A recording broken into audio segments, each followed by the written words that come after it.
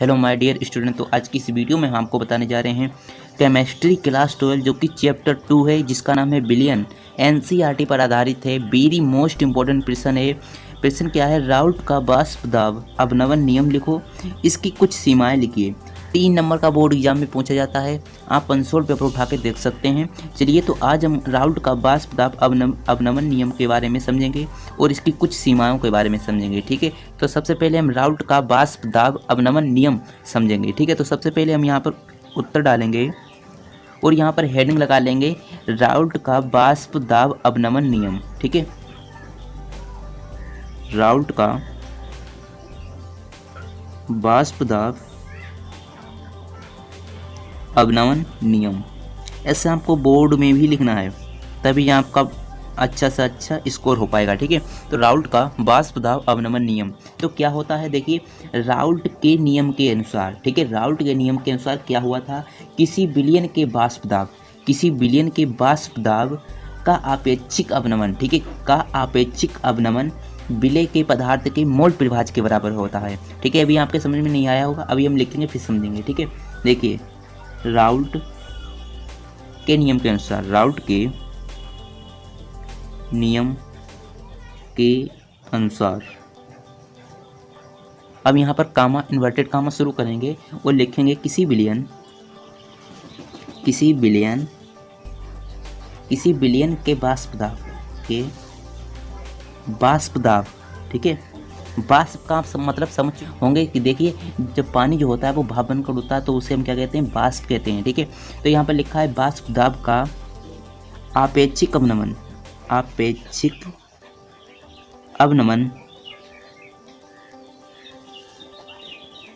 विलेय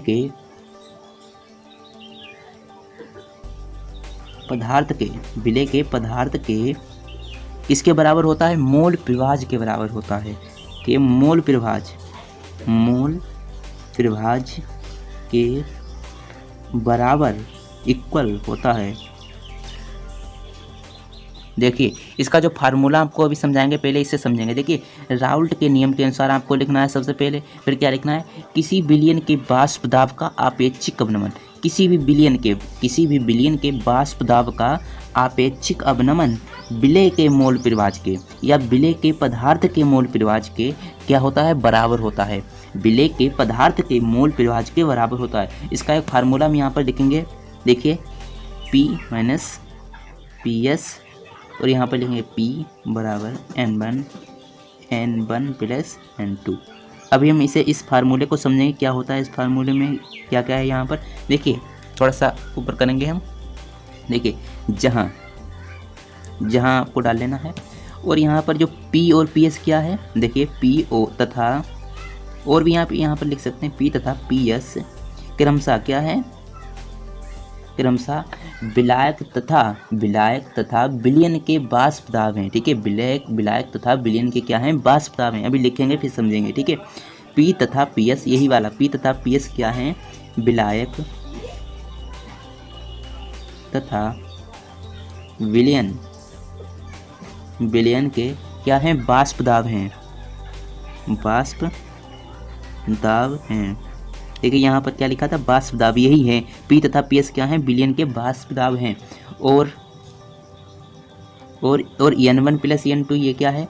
तथा और N1 तथा N2 क्रमशः क्या है? विलेय तथा विलायक के ग्राम अणुओं की संख्या है। विलेय तथा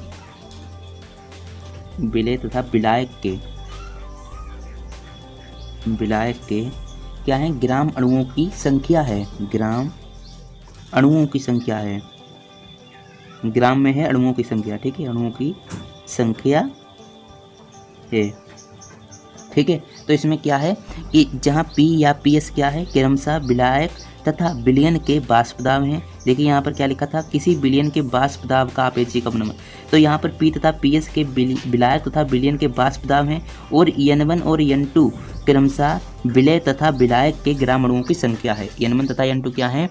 ग्राम अणुओं की संख्या है, विलेय तथा विलायक की। ठीक है, अब हम इसकी कुछ सीमाएं देख लेते हैं। इसकी कुछ सीमाएं क्या क्या हैं? ऊपर थोड़ा सा स्क्रॉल करेंगे और यहाँ पर सीमाएं हेड डाल देना है। सीमाएं इसकी क्या क्या सीमाएं हैं? यह नियम कहाँ पर लागू करता है? यह नियम केवल अवाष्पशील पदार्थों के विलयनों पर लागू होता है। ठीक है, अभी लिखेंगे फिर समझेंगे। यह नियम, कौन सा नियम? राउल्ट का वाष्प दाब अवनमन नियम। यह नियम केवल ओनली अवाष्पशील अवाष्पशील मतलब जो भाप बनकर उड़ा ना हो उसे अवाष्पशील कहते हैं। अवाष्पशील पदार्थों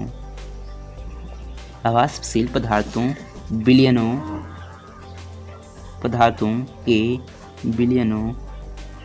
ठीक है, क्या लिखा है? यह नियम केवल अवाष्पशील पदार्थों के विलयनों पर लागू होता है। ये नियम किस पर लागू होता है?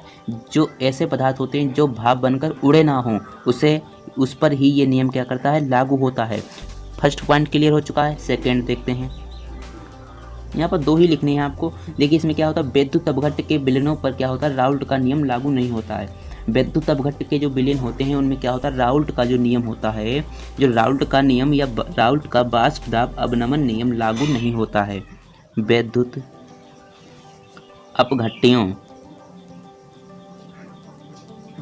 अपघट्टियों के विलयनों में, विद्युत अपघट्ट के विलयनों में क्या होता है? विलयनों पर या विलयनों पर राउल्ट का नियम लागू नहीं होता है।